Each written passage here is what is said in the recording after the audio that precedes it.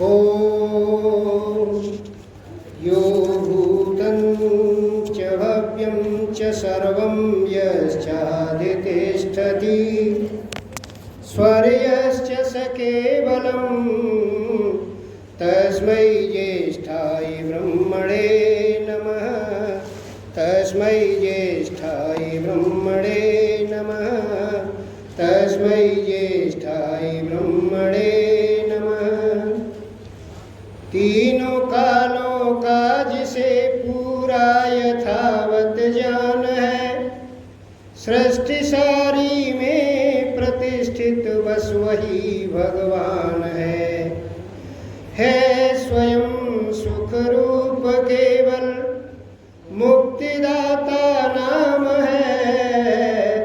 उस महात्म ब्रह्म को श्रद्धा समेत प्रणाम है।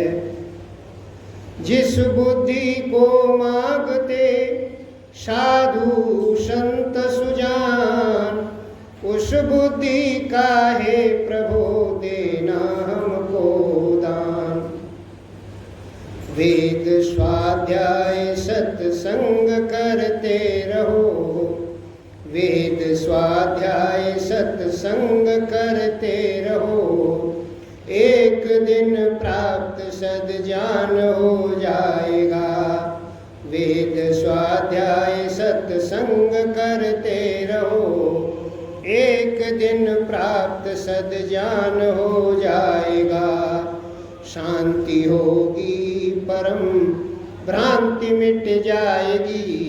शांति होगी परम भ्रांति मिट जाएगी। पाप तापों का अवसान हो जाएगा। वेद स्वाध्याय सत्संग करते रहो, एक दिन प्राप्त सद्ज्ञान हो जाएगा। अपनी समाज के समस्त पदाधिकारी वृंद, अत्यंत श्रद्धा की भाजन वंदनीय मातृशक्ति एवं आर्यभद्र पुरुषों, ईश्वर की महान कृपा है जिसकी कृपा से हम कुछ बौद्धिक चिंतन लेकर के यहाँ उपस्थित होते हैं। सज्जनों, आज बहुत ही पवित्र दिन है। श्री ओम प्रकाश जुटानी जी का आज जन्म दिवस भी है और कृष्णचंद्र वर्मा जी का भी जन्म दिवस है। आप कृष्णचंद्र वर्मा जी से परिचित हैं, बड़े विद्वान थे वो, यहाँ काफ़ी प्रधान भी रहे हैं, काफ़ी प्रतिष्ठित व्यक्ति रहे हैं। तो मैं उन सभी को शुभकामनाएं देता हूँ, उनके दीर्घ जीवन की कामना करता हूँ। सज्जनों, आपके यहाँ एक प्रसंग मैंने चला रखा है। हम ईश्वर के गुण कर्म स्वभाव को एक वेद मंत्र के माध्यम से जानने की कोशिश कर रहे हैं। मंत्र दो प्रकार के होते हैं, जैसा आपको पता ही है। कुछ दीर्घ अभिप्राय मंत्र, कुछ अल्प अभिप्राय मंत्र। जो मंत्र अल्प अभिप्राय हैं उनका बहुत जल्दी अर्थ किया जा सकता है, लेकिन जो मंत्र दीर्घ अभिप्राय वाले हैं, बहुत गूढ़ अर्थ छिपे हुए हैं जिनके अंदर, उनको इतना जल्दी नहीं पढ़ा जा सकता। उनको पढ़ने के लिए, मनन चिंतन के लिए बहुत लंबा समय चाहिए। ये उसी तरह का मंत्र है जो बहुत ही दीर्घ अभिप्राय मंत्र है। ये यजुर्वेद के 40वें अध्याय का 8वां मंत्र है और जो ईशोपनिषद जो है उसका भी ये 8वां मंत्र है। ईशोपनिषद यजुर्वेद की ही शाखा है। याज्ञवल्क्य द्वारा प्रणीत है और वाजस्नेयी नाम के उनके जो आचार्य हैं उनकी शिक्षा को ऋषि याज्ञवल्क्य ने अपने इस ग्रंथ में उतारा है। सज्जनों, व्याख्या करते हुए पिछली बार अपाप विद्धम शब्द की मैंने व्याख्या रखी थी आपके आगे कि परमात्मा पाप से बिंधा हुआ नहीं है। जैसे हम पाप से बिंध जाते हैं, वैसे ईश्वर पाप से बिंधा हुआ नहीं है।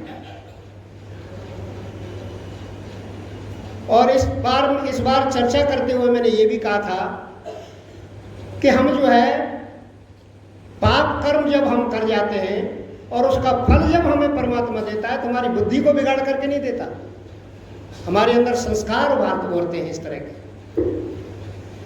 एक सज्जन को शंका हुई, मेरे से फोन पर बात किया उन्होंने कि जी आप ये कह रहे हो कि संस्कार उभरते हैं, तो इनको कौन उभारता है? संस्कारों को उभारता कौन है? सज्जनों, इसमें दो व्यवस्थाएं हैं। शास्त्र से इधर उधर करके बोलेंगे तो बात ठीक नहीं पड़ेगी। इसमें सिर्फ दो व्यवस्थाएं हैं, एक ईश्वर की व्यवस्था भी काम करती है और जीवात्मा की व्यवस्था भी काम करती है। ईश्वर की व्यवस्था, उसने एक सिस्टम बना दिया है, उसने एक विधान बना दिया है, उसने एक सॉफ्टवेयर हमारे अंदर डाल दिया गया है। जैसे यदि इसको हम स्थूल उदाहरण से देखें तो जैसे कार बनाने वाली कंपनी, उसका जो इंजीनियर जो कार में जो विधान डालता है, ऐसे इसका गियर लगेगा, ऐसे इसका गियर बदला जाएगा, ऐसे इसका क्लिच दबेगी, ऐसे इसका ब्रेक दबेगा, ऐसे स्टीयरिंग रहेगी, वो पूरा का पूरा विधान उसके अंदर डालता है। हम नहीं डालते उसके अंदर, न उसमें चेंज कर सकते हैं हम। ऐसे ही परमात्मा पूरा का पूरा सॉफ्टवेयर हमारे अंदर डाउनलोड कर देता है। परमात्मा का भी वही विधान है, लेकिन वो भारता जीवात्मा है। ऐसे कार को चलाते हैं वही, विधान उसने डाला है। कार कंपनी के इंजीनियर ने विधान उसके अंदर डाला है, लेकिन इसको चलाते हैं।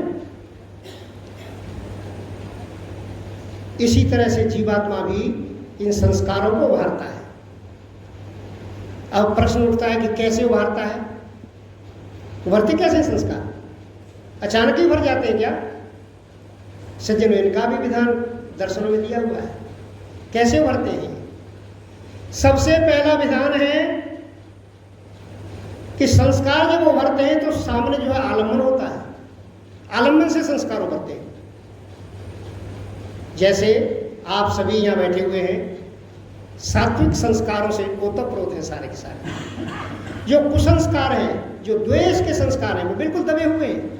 किसी के भी द्वेष के संस्कार उभरे हुए नहीं है इस समय, क्योंकि सारे प्रवचन सुन रहे हैं, सारे धार्मिक भवन में बैठे हुए हैं। यहाँ का जो वाइब्रेशन है, सारे वाइब्रेशन का सबका असर है, और सात्विक विचारों में बैठे हुए हैं। जब सात्विक विचारों में बैठे हुए हैं और अचानक एक पुलिस इंस्पेक्टर 10 पुलिस वालों को लेकर के एकदम आ जाए यहाँ पे 1 मिनट के अंदर, फिर कौन सा संस्कार उभरेगा? हमारा जो सुप्त पड़ा हुआ था, समाज हमारा जो संस्कार है वो सुप्त पड़ा हुआ है। भय का वातावरण, एक भय पैदा हो जाएगा कि भाई क्या है, क्यों आए ये। सज्जनों, जैसे ही आलम्बन उपस्थित हुआ, हम शांत मुद्रा में बैठे हुए हैं, लेकिन जब कोई विरोधी हमारे आगे आ जाता है तो तुरंत द्वेष के संस्कार उभर जाते हैं हमारे। कौन उभारता है इसको? सिस्टम परमात्मा ने डाला हुआ है, लेकिन उभारता जीवात्मा है। ऐसे उभरता है। पाप कर्मों का फल भी ऐसे ही मिलता है हमें। एक इसका दूसरा विधान भी है, एक दूसरी तरह से भी संस्कार उभरते हैं। सज्जनों, जो हमारे लौकिक कर्म हैं, जो हम कर्म करते हैं इस समय, उन कर्मों के हिसाब से भी हमारे संस्कार उभरा करते हैं। एक व्यक्ति ड्यूटी करने में पूरी तन्मयता का ध्यान रखता है, पूरी तन्मयता से ड्यूटी करता है, चाहे वो सरकारी हो चाहे वो प्राइवेट हो, तो उसके अंदर रजोगुण के संस्कार उभरेंगे, तमोगुण के नहीं। तमोगुण को बुरा मान लिया गया है। हमारे यहाँ जो गुस्सा आता है, किसी व्यक्ति को गुस्सा आता है तो लोग ये कह देते हैं इसको तमोगुण है। सज्जनों, वो तमोगुण की स्थिति नहीं है। हमने साहित्य को बिल्कुल दूसरा ऐसा समझ लिया है, क्योंकि साहित्य के अभ्यास में आजकल उन विषयों पर कोई बोलता नहीं है, इसलिए उनके शब्दों के अर्थ ऐसे कर लिए गए हैं, मनमाने अर्थ कर लिए गए हैं। तमोगुण का मतलब स्थिरता है। सबसे ज्यादा स्थिरता वृक्षों में मिलेगी आपको। वृक्षों में तमोगुण का प्रभाव बहुत ज्यादा होता है, उसमें उनमें सत्वगुण और रजोगुण का प्रभाव नहीं होता। जो स्थिरता है, हम शांत मुद्रा में ईश्वर का ध्यान करने जब बैठ जाते हैं तो शांत मुद्रा का जो स्थिति है वो स्थिर मुद्रा है। ज्ञान क्रिया स्थितिशीलम त्रिगुणात्मका प्रकृति, प्रकृति त्रिगुणात्मक है। ये ज्ञानपूर्वक, यानी सत्वगुण इसका ज्ञान देने वाला है। रजोगुण जब हम क्रियाशील हो जाते हैं तो रजोगुण उभर रहा है हमारे अंदर। जब हम स्थितिशील हो जाते हैं, एक स्थिति में बैठ जाते हैं, तो उस समय रजोगुण उभरता है। सोने की मुद्रा में रजोगुण उभरता है। रजोगुण की अत्यंत आवश्यकता है। कोई ऐसा मत समझ लेना कि रजोगुण की हमें आवश्यकता नहीं है। हमें तीनों गुणों की आवश्यकता है। इसलिए ये संस्कार हमेशा हमारे कर्मों के हिसाब से उभरते हैं। एक तीसरा इसका विधान और है।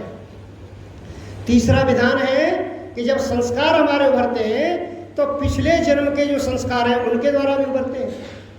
कर्माशय लगा हुआ है हमारे साथ। ये सेंद्रियम चेतनम द्रव्यम, ये जो शरीर है इसका जो अधिष्ठान है वो सूक्ष्म शरीर है, और सूक्ष्म शरीर का अधिष्ठान स्थूल शरीर है। एक सिस्टम चला हुआ है संसार में। सज्जनों, जब हमारे संस्कार उभरते हैं तो हमारे साथ जो कर्माशय है उसके हिसाब से भी संस्कार उभार करते हैं।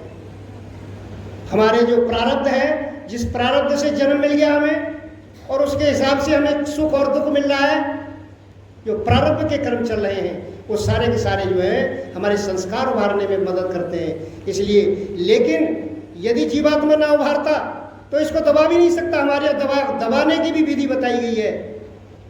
इन संस्कारों को दबाने की भी विधि बताई गई है।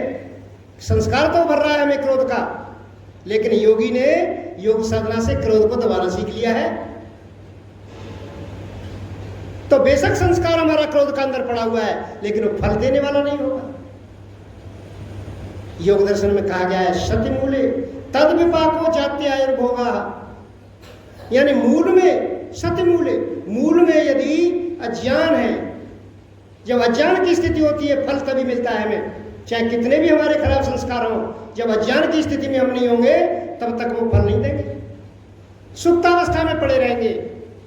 जैसे वहाँ एक धान का प्रमाण दिया गया है कि जैसे तुष होता है ना, जो बादामी रंग का जो एक खोल होता है धान के ऊपर, जब वो धान का खोल उतर जाता है तो वो धान उगने की स्थिति में नहीं रहता। इसलिए हमारे जो संस्कार हैं वो जब तक ही उभरते हैं जब तक हमारे अंदर अज्ञान है। इसलिए दबाने का, ये कैसे दबाएं इसको,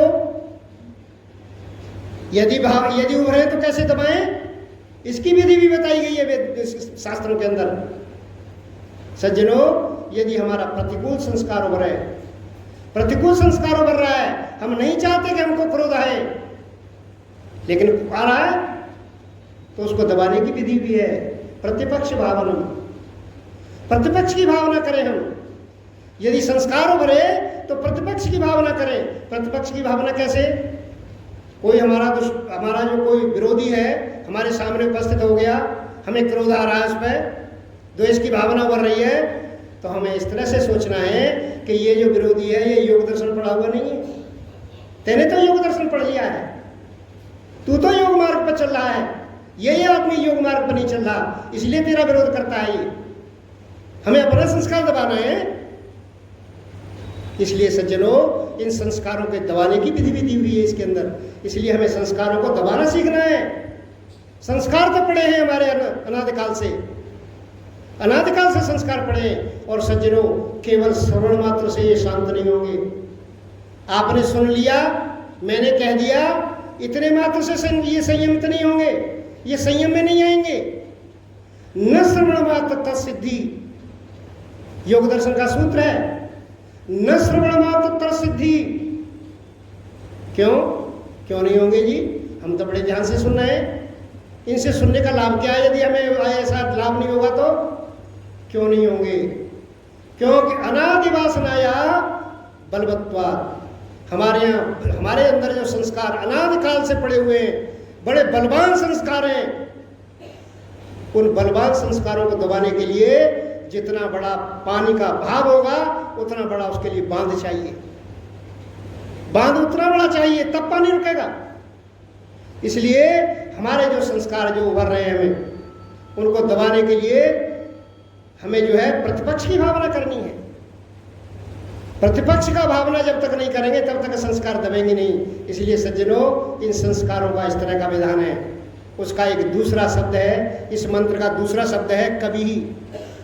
सपर्यगात शुक्रम अकायम अव्रणम अश्नाविरम शुद्धम अपाप विद्धम कबीर मनीषी परिभू स्वयंभू यथा तथ्यतो अर्थान व्यवदात शाश्वती भ्य समाभ्य। सज्जनों, अगला शब्द है कवि। परमात्मा कवि है। कैसे कवि है? संसार में तो हम किसी दूसरे को कवि मानते हैं। संसार में हम उस व्यक्ति को कवि मानते हैं जो कविता हमें सुनाता है, जो कविता बनाता है, उसे कवि मानते हैं। सज्जनों, वेद के शब्द यौगिक हैं। यौगिक का मतलब क्या है कि जो शब्द जो अर्थ का देने वाला है, वो जो जैसा शब्द है उसका वैसा ही अर्थ निकलता है, उसको कहते हैं यौगिक अर्थ। जैसे कमल को हम कहते हैं पंकज, उसका यौगिक अर्थ है कि जो कीचड़ में पैदा होता है, उसका यौगिक अर्थ है। लेकिन कीचड़ में तो बहुत से पैदा होते हैं। आप देखें किसी जमुना वगैरह के किनारे, आप देखें दूसरे पेड़ जो है वो दुनिया भर के होते हैं कीचड़ में। तो केवल हम ये मान लें कि केवल पंकज ही होता है, तो ये शब्द केवल पंकज के लिए, कमल के लिए निर्धारित कर दिया है, इसलिए इसको रूढ़ी बना दिया है। ये पंकज में रूढ़ी हो गया है। शब्द तो यौगिक था, लेकिन पंकज के अंदर, कमल के अंदर रूढ़ी बना दिया गया है इसको, इसलिए ये शब्द योग रूढ़ी है। योग रूढ़ी शब्द बन गया है ये। इसलिए कवि कहते किसे हैं? महर्षि दयानंद ने कमाल किया है। महर्षि दयानंद को यदि चश्मे से आप वेद को पढ़ेंगे तब कुछ लाभ मिलेगा आपको। कवि कैसे? महर्षि दयानंद ने एक पुस्तक लिखी है, उणादि कोश। उणादि कोश एक पुस्तक लिखी है महर्षि दयानंद ने, जहाँ सारे के सारे ज्यादातर वेद मंत्रों की चर्चा की गई है। वेद मंत्रों के शब्दों की चर्चा है। वहां कवि की शब्द कवि कु शब्द से बनता है, और जिसका होता है अर्थ शब्द, जिसका अर्थ है शब्द, अर्थात शब्दयति उपदिशति वा, यानी जो शब्द करता है, जो शब्द करता है, जो शब्दों को सुनाता है, जो उपदेश देता है। ये कवि लोग क्या करते हैं? याने व शब्दाने वयम अल्पाहो, जिन शब्दों में हम रोजाना बातचीत करते हैं, याने व शब्दाने वयम लिखामः, जिन शब्दों में हम रोजाना लिखते हैं, ताने व विन्यास विशेष मव्ययी सम्मोहते कबीर जगंती, उन्हीं शब्दों को एक विशेष क्रम में रख देता है कवि, और हम सबका मन मोह लेता है। उसकी कविता पढ़ने के लिए पूजनीय प्रभाव हमारे लगातार चलता चला जा रहा है, और बहुत समय तक चलेगा। ये कवि के अंदर विशेषता होती है। सज्जनों, परमात्मा भी एक कवि है। उसने भी हमारे अंदर उपदेश किया है, वो वेद का उपदेश किया है। उसके अंदर वेद का उपदेश दे करके उस कवि ने हमको समझाया है कि कैसे संसार में रहना है। इसलिए परमात्मा कवि है। और सज्जनों, ये जो कवि हैं ये भी उपदेश दिया करते हैं। लेकिन महर्षि दयानंद ने यजुर्वेद में जब इस मंत्र की व्याख्या की है तो वहां कवि शब्द को सर्वज्ञ भी लिखा है। वो सर्वज्ञ है, परमात्मा सर्वज्ञ भी है, कवि के साथ साथ सर्वज्ञ भी है। उपदेश का और ज्ञान का बड़ा विशेष संबंध है। उपदेश, जैसा ज्ञान होगा वैसा उपदेश होगा। जैसा ज्ञान व्यक्ति के अंदर होगा उसका उपदेश भी वैसा ही होगा। यदि ज्ञान कम है तो उपदेश भी उसका उसी स्तर का होगा। सज्जनों, परमात्मा सर्वज्ञ है, सब कुछ जानता है, हम उतना नहीं जानते। एक दर्शनों में एक श्लोक आता है, प्रायश्चित्तम चिकित्साम च ज्योतिषम धर्म निर्णय बिना शास्त्रेण यो ब्रूयात् सब तस्य विद्या ब्रह्म घातकम। यानी जो व्यक्ति शास्त्रेण बिना शास्त्र के, शास्त्र को ध्यान में नहीं रख करके जो बोलता है, कैसा बोलता है जी? बिना शास्त्रेण यो ब्रूयात्, जो बिना शास्त्र के बोलता है, उसका जो ज्ञान है, उसकी जो विद्या है, वो ब्रह्म घातक है। ब्रह्म हमारे यहाँ ब्रह्म हत्या को बड़ा ऊंचा हत्या माना गया है। किसी विद्वान की हत्या कर देना, किसी ब्राह्मण की हत्या कर देना, अथवा मनुष्य शरीर जो भी है, ये सारा का सारा ब्रह्म शरीर है। इसमें ब्रह्म का ज्ञान हमें होता है। इसकी हत्या कर देना, इसको स्वयं मार देना या किसी दूसरे की हत्या कर देना, ये सारा का सारा हमें, आइए विनय जी ऊपर आइए, ये सारा का सारा हमें हत्या के अंदर आता है। बहुत उच्च कोटि की हत्या है जो बिना शास्त्र के। अब शास्त्र में प्रायश्चित्तम, प्रायश्चित जो है, जब जो है दूसरे धार्मिक पंडित लोग, पुजारी लोग और जो दूसरे संप्रदाय के हैं, मौलवी इत्यादि पादरी लोग हैं, वो सारे के सारे अपने धर्म में प्रायश्चित बताते हैं कि भाई प्रायश्चित कैसा होना चाहिए, प्रायश्चित हम कैसे करें। आपसे कोई गलत काम बन गया है तो वो प्रायश्चित का तरीका बताते हैं। सज्जनों, कोई कहता है कि ब्राह्मणों को भोजन खिलाओ, कोई कुछ कहता है, कोई कहता है कि दान करो, ये सारी की सारी विधि बताते हैं। लेकिन यदि वो शास्त्र अनुकूल नहीं है तो सज्जो समझो वो ब्रह्म हत्या के समान है, वो ब्रह्म हत्या है यदि शास्त्र के अनुकूल नहीं है। इसी तरह से चिकित्सा, चिकित्सा चिकित्सा का जो ग्रंथ है, सारे के सारे जितने भी डॉक्टर हैं बहुत अच्छी तरह पढ़ते हैं, बहुत उच्च कोटि का ज्ञान लेकर के जो वो चिकित्सा करते हैं। लेकिन आज चिकित्सा को कैसा हो रहा है, कैसी हत्या हो रही है।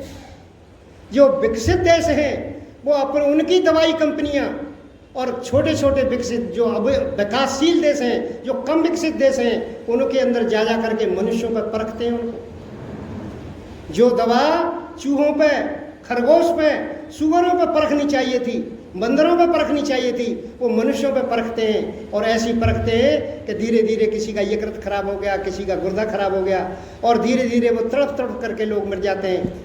ये बड़े बड़े नर्सिंग होमों में बड़े बड़े ठेकेदार, बड़े बड़े जो डिग्रीधारी हैं, वो इस काम को कर रहे हैं। सज्जनों, ये ब्रह्म हत्या नहीं तो क्या है।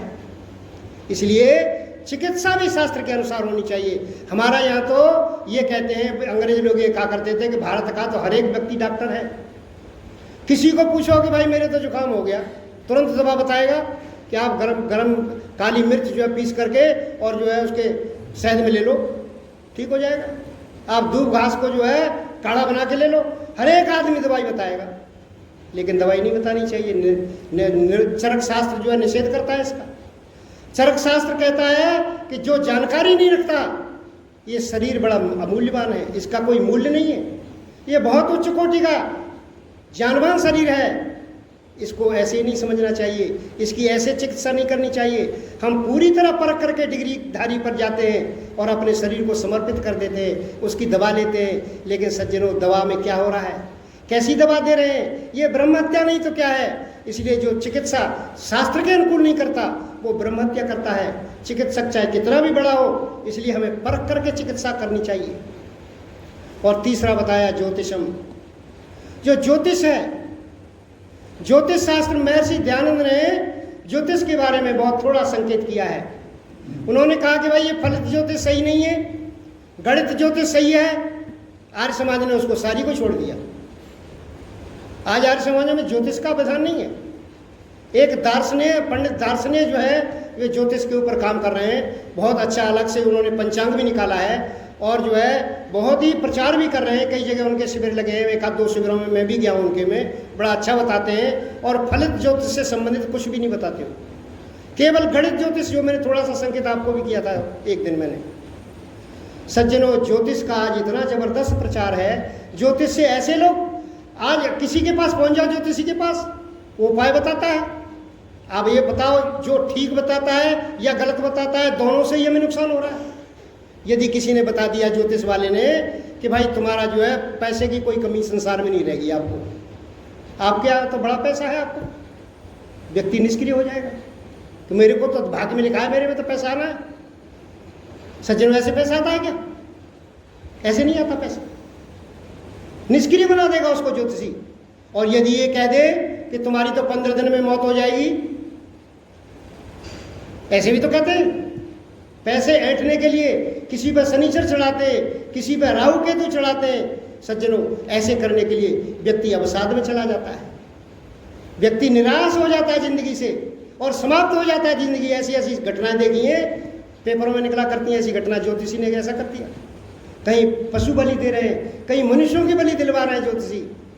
सज्जनों, ज्योतिष जब तक शास्त्रानुकूल नहीं होगी, शास्त्र में ज्योतिष का विधान है, वेदों में ज्योतिष का विधान है, वेद ज्योतिष का, ज्योतिष वेद का अंग है। इसके बगैर चला नहीं जा सकता। वेद चक्षु हैं, जो चक्षु जो है वेद का, ये ज्योतिष है। ज्योतिष हमें भविष्य का ज्ञान कराती है, कैसे हमें रहना चाहिए। हर एक संसार में परमात्मा ने ऐसा संसार बना के दिया है, ऐसा शरीर बना के दिया है, इसमें लगातार शिक्षा छिपी हुई है जगह जगह। परमात्मा ऐसे ही कभी नहीं है, वो शिक्षा देता है जगह जगह। जरा सा हमने कोई गलत खा लिया, बीमार हो गए, अब कैसा करें जी? बीमार हो गए तो क्या करें? दवाई करनी है। तुरंत शिक्षा दे रहा है कि गलत नहीं खाना चाहिए। परमात्मा तो कण कण में शिक्षा दे रहा है, हर एक प्रकृति का हर एक तत्व। क्यों जी कहते हैं कि गधा भी शिक्षा देता है? क्या गधा तो बिल्कुल ज्ञानवान पशु नहीं है, हर समय बोझा ढोता रहता है। क्या गधा भी शिक्षा देता है? क्या गधा भी शिक्षा देता है? संसार का कोई भी ऐसा पदार्थ नहीं जो शिक्षा न देता हो। मैं सुश्रांतो भी बहेत भारम, कितना भी थका हुआ हो लेकिन वजन ढोने से मना नहीं करता मालिक। फिर लाद दिया, फिर चल रहा है। कितना भी थका हुआ हो गधा, लेकिन सुश्रांतो पे बहेत भारम। शीतोष्ण से पश्यति, सर्दी गर्मी को नहीं देखता वो। मालिक ने एक बार ऑर्डर दे दिया, उसके ऑर्डर पे चलना है उसने। क्या हम भी अपने जीवन में उसकी ये शिक्षा लेते हैं क्या? हम तो थक जाते हैं और थक करके काम बंद कर देते हैं।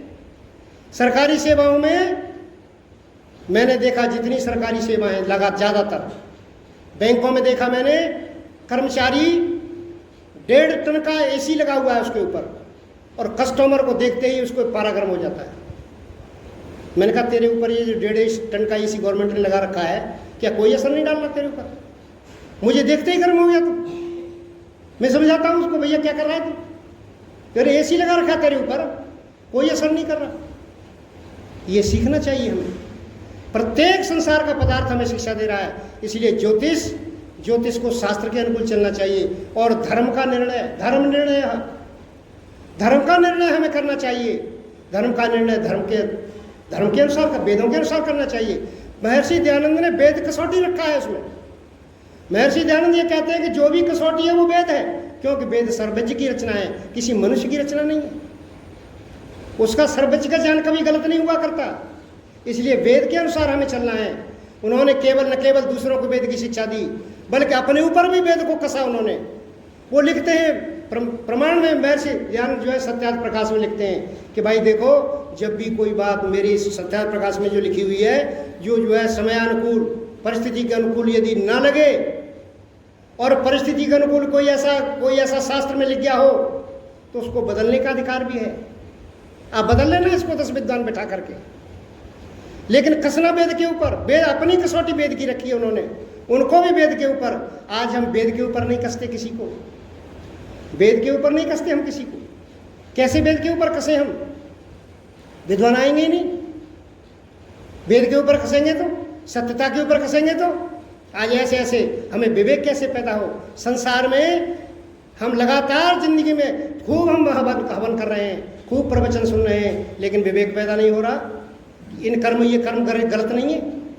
यज्ञो वही शीर्षतम कर्म, सबसे बड़ा कर्म यज्ञ है। लेकिन क्या इससे जन्म की आवृत्ति रुक जाएगी?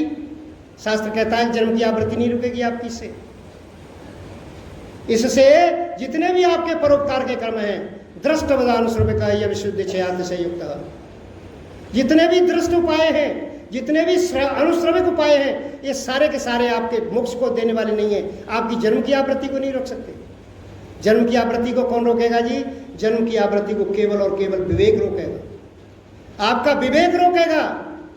आप विवेक के बगैर जन्म की आवृत्ति को नहीं रोक सकते। तो ये विवेक कैसे प्राप्त हो जी? कैसे कोशिश करें हम विवेक के लिए? हम तो बहुत दिनों से प्रवचन सुन रहे हैं, 30 साल हो गए, अभी तक विवेक हमारे अंदर नहीं है। सज्जनों, विवेक की गलत परिभाषा हमने सीख रखी है। शास्त्रों में जैसे मोह शब्द दिया हुआ है, मोह शब्द को हम ये समझते हैं कि भाई इसको अपने बीवी बच्चों से बड़ा मोह है, ऐसे कहते हैं ना, संसार में यही प्रयोग करते हैं ना। लेकिन मोह का ये अर्थ ही नहीं है। दर्शन कुछ और कहते हैं। मोह शब्द जो है अज्ञान का सूचक है। अज्ञान कहते हैं मोह को। मोह जो अज्ञान है, और हम समझते हैं उसे राग से जोड़ देते हैं उसको। राग तो अलग गुण है, हम कहते हैं कि यदि बच्चों से इसको बड़ा मोह है तो राग से जोड़ देते हैं। बच्चों से राग होता है, मोह नहीं होता।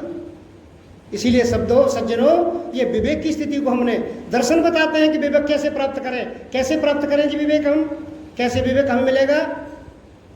तो तत्व अभ्यासात। दर्शन बताते हैं, ऋषि बताते हैं, वेद की शिक्षा है सज्जनों कि तत्वाभ्यासात। और दूसरा उपाय बताया उन्होंने कि नेति नेति त्यागात, विवेक सिद्धि। विवेक की सिद्धि होगी कैसे? विवेक की सिद्धि होगी तत्वाभ्यासात। ये तत्वाभ्यासात से सारा संसार भ्रम में पड़ गया कि तत्व का अभ्यास कैसे करें हम। सज्जनों, तत्व शब्द जो है परमात्मा समझ लिया हमने और उसका अभ्यास करो। तो लोगों ने उसका अर्थ लगा लिया जी कि हम तो ईश्वर के नाम का जाप करें, सीताराम सीताराम कहिए, जाई विद राखे राम बाई विद रहिए। ये संसार में जाप चल रहा है। तत्व अभ्यासात का मतलब ही नहीं है ये। ऋषियों ने जो बताया है उसको हमने समझा ही नहीं। विवेक होगा कैसे? हम लगातार तत्व का अभ्यास करते रहे। कोई ओम का अभ्यास कर रहा है, कोई किसी का अभ्यास कर रहा है, कोई किसी का अभ्यास कर रहा है।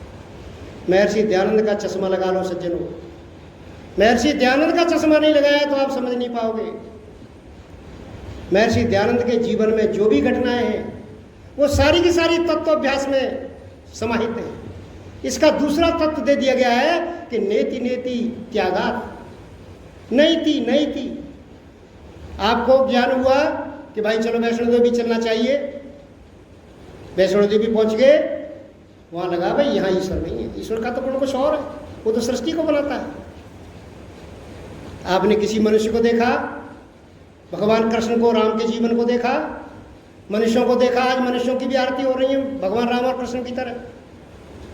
उनको हमने देखा तो वहां जाकर के देखा कि भाई इन व्यक्तियों में जगदाद रचना का जो व्यवहार है उसका ऐश्वर्य इन लोगों के पास नहीं है। इसकी आरती जरूर हो रही है लेकिन जगत रचना का व्यवहार इनके अंदर नहीं है। ये संसार की रचना नहीं कर सकते, इसलिए ये ईश्वर नहीं है। नेति ये भी नहीं है। और त्यागात छोड़ दिया। फिर दूसरा पकड़ा, सारी उम्र महर्षि दयानंद ने पकड़ा है ये नियम। इसका तत्व का अभ्यास करना चाहिए। जो वस्तु जैसी है उसको वैसी ही समझना, वैसी ही संसार में बोलना और वैसी ही बताना, अपने जीवन में वैसी ही धारणा। महर्षि दयानंद ने सारी उम्र किया है। जिस समय महर्षि दयानंद घर से निकले उस समय ज़्यादा ज्ञान नहीं था उनको, केवल पिता और चाचा का संस्कार था। उनको जो है यजुर्वेद कंठागर करा दिया था उन्होंने। लेकिन आगे चल के मूर्ति पूजकों से मिले, कोई अपनी मूर्ति पे उनकी अंगूठी को चढ़वा लेता है, कोई कपड़े के मना करता है, कपड़ा मत पहन। सज्जनों, सारी उम्र चलते रहे, गुरु बिरजानंद की शिक्षा ली, उसके बाद भी उनके वैष्णव पक्ष में, कभी शैव के पक्ष में उनके प्रवचन थे। लेकिन फिर गुरु के पास जाते हैं कि महाराज मुझे तो इसमें शंका होती है। जैसे इंद्र और विरोचन की कथा आती है, बार बार इंद्र जाता है विरोचन ब्रह्म प्रजापति के पास कि महाराज मुझे तो आत्मा का दर्शन नहीं हुआ अभी। ऐसे ही महर्षि दयानंद कभी पत्र व्यवहार से पता करते हैं गुरु से, कभी स्वयं जाकर के उनसे शंका समाधान करते हैं और कहते हैं कि गुरु जी मुझे पता नहीं। तब गुरु ने उसको कहा कि अब तुम ठीक रास्ते पर हो। ये आर्य समाज का जो प्रकल्प ऐसे नहीं आया, इस तरह का प्रकल्प नहीं आया उनके दिमाग में कि मूर्ति पूजा ये ईश्वर नहीं है। पूरी तरह से छोड़ दिया उन्होंने। बड़ी शिक्षा ली है उन्होंने संसार में, बड़े घूमे हैं, लगातार उन्होंने तत्व का अभ्यास किया है। जो वस्तु जैसी है, पहले 15 पर उन्होंने 65 के करीब उपनिषद पढ़े हैं, लेकिन 15 उपनिषदों को वैदिक मानते थे। लेकिन बाद में 10 उपनिषदों को वैदिक मानने लगे, 11 उपनिषदों को। ये कैसे हुआ? तत्वाभ्यास। तत्व का अभ्यास करते करते जो वस्तु जैसी है संसार में उसको वैसी ही मानना, ये अभ्यास हमारे जीवन में आना चाहिए सज्जनों, तब हमें विवेक की सिद्धि होगी। और नेति नेति त्यागात, जो हमें दिख गया कि ईश्वर नहीं है, छोड़ दिया उसको। फिर दूसरा रास्ता, जब धीरे धीरे धीरे धीरे चलते रहोगे तो आप निश्चित रूप से जो है आप ईश्वर तक पहुंच जाओगे। लेकिन संसार में यदि हम ये जो गलत रीति पड़ी हुई है संसार में, आज हम ओम ओम का जाप करते, बहुत से लोग ये देते हैं शिक्षा कि भाई ओम ओम का जाप करो, ईश्वर का निज नाम है। आप सारी उम्र करते रहो, देखें कुछ भी विवेक प्राप्त हो आपको? कुछ भी नहीं होगा। आपको ये करना पड़ेगा, आपको ये विवेक की स्थिति पैदा करनी पड़ेगी आपको सज्जनों। तत्वाभ्यासात, तत्व का अभ्यास करना पड़ेगा। जो वस्तु जैसी है वो उसको वैसी ही मानना, ये ऐसे एक दिन में नहीं आता कभी भी। ये जो है हमेशा उपदेश, हम उपदेश करते हैं और उपदेश करने में यूँ कहते हैं पर उपदेश कुशल भाव तेरे। क्या उपदेश करना सरल है? क्या सरल नहीं है। लेकिन जिस तरह से शास्त्र के अनुकूल उपदेशक बोल रहा है, महर्षि दयानंद से सीखा हम लोगों ने कि महर्षि दयानंद कैसे बोलते हैं। सत्यार्थ प्रकाश में थोड़ा सा उपदेश देते हैं और तुरंत प्रमाण देते हैं ऋषि का, किसी ऋषि का प्रमाण देते हैं। 555 पुस्तकों का प्रमाण इस पुस्तक में। ये तो पीएचडी की पुस्तक है, छोटी मोटी पुस्तक थोड़ी है, ये तो पीएचडी की पुस्तक है। 555 पुस्तकों का प्रमाण देते हैं। सज्जनों, शास्त्र से इधर उधर बिल्कुल भी नहीं जाते और हम लगातार शास्त्र इधर उधर चलते हैं। हमेशा उपदेश का काम यह है, उपदेशक का, कि शास्त्र के अनुकूल चलना चाहिए उसे, शास्त्र से इधर उधर नहीं चलना चाहिए। लेकिन सज्जनों, श्रोताओं का भी ये कार्य है कि जो उपदेशक प्रवचन कर रहा है उस प्रवचन को हम, दुकानदार हमारा बड़ा विश्वास का है, बहुत दिनों से उससे सौदा लेते चले आ रहे हैं, सामान लेते चले आ रहे हैं, तो क्या आंख मीच करके सौदा ले लेना चाहिए? नहीं लेना चाहिए। हमेशा परीक्षण करके, महर्षि दयानंद के इस नियम को, इस चश्मे को अपने ऊपर चढ़ा के रखो सुन, कि हमेशा परीक्षा करके पहले जानो किसी चीज को तब उसको मानो। सज्जनों, ये महर्षि दयानंद का बहुत दृढ़ संकल्प है। जब तक हमने इस संकल्प को छोड़ दिया सज्जनों, हम किसी भी सही रास्ते पर नहीं पहुंच सकते। संसार में ऐसा संसार घूम रहा है कि सविकारों पे मोडेन चिरम भुक्ता गुणात्मना। हम लोग 30-40 वर्ष से प्रवचन सुनते चले आ रहे हैं, लेकिन सविकारों भी मोडेन, दर्शन शास्त्र में बताया गया है कि मूढ़ व्यक्ति जो है, जो मूढ़ व्यक्ति, मोडेन कहते हैं मूढ़ व्यक्ति, चिरम भुक्ता गुणात्मना, बहुत लंबे समय से इसको गुणवान समझ करके इस प्रकृति का भोग करता चला रहा है, इस प्रकृति का भोग करता चला रहा है। आज बड़े शान से बताता है कि मेरे पास 4 मकान हैं, मेरे 4 बेटे हैं, चारों के मकान अलग अलग कर दिए मैंने। प्रकृति का भोग है। सम्मान की इच्छा है जगह जगह, हमें हर जगह से सम्मान मिलना चाहिए, सम्मान के बगैर कोई कार्य नहीं करेंगे, ये प्रकृति का भोग है। क्या इसमें मोक्ष में ये सहायक हैं क्या सारी चीजें? सविकारों की प्रकृति विकार युक्त है। लेकिन मूढ़ व्यक्ति क्या समझ रहा है? मूढ़ व्यक्ति कह रहा है कि गुणात्मना, ये तो गुणवान है और उसका भोग करता चला रहा है। और प्रकृति जात दोषयम, जब प्रकृति का दोष पता चल गया, इस सत्व और स्तंभ का दोष पता चल गया, उस दिन क्या होगा कि लज्जएव निवर्तते, लज्जा की बहुत शर्मा करके प्रकृति आपसे अलग हो जाएगी, प्रकृति कभी आपका साथ नहीं देगी। जिस दिन किसी कुलवान स्त्री का कोई छोटा सा दुर्गुण उसके पति को पता चल जाता है, सज्जनों, पति के समीप नहीं जाती स्त्री, सारी उम्र उससे भय खाती है, सारी उम्र उससे लज्जा करती है। दर्शन में प्रमाण दिए गए हैं ये।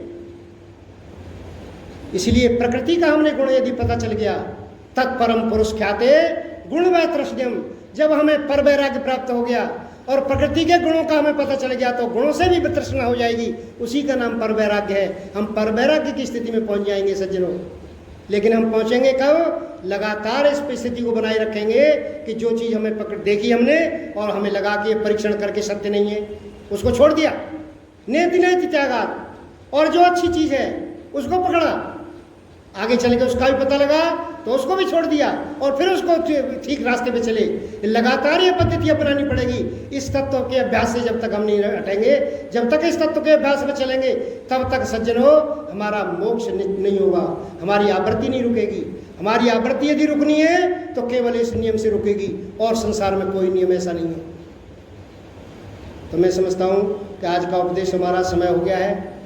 सुबह छोड़ा जाए यज्ञ में यत्कर्मण हो गया था, इस वजह से भजन का नहीं रखा गया, और आप सभी जो है बड़े समझदार हैं, आप सुन रहे हैं अच्छी तरह से। मैं समझता हूँ कि इसको ध्यान से सुनेंगे और परीक्षण करके अपने जीवन में धारण करेंगे।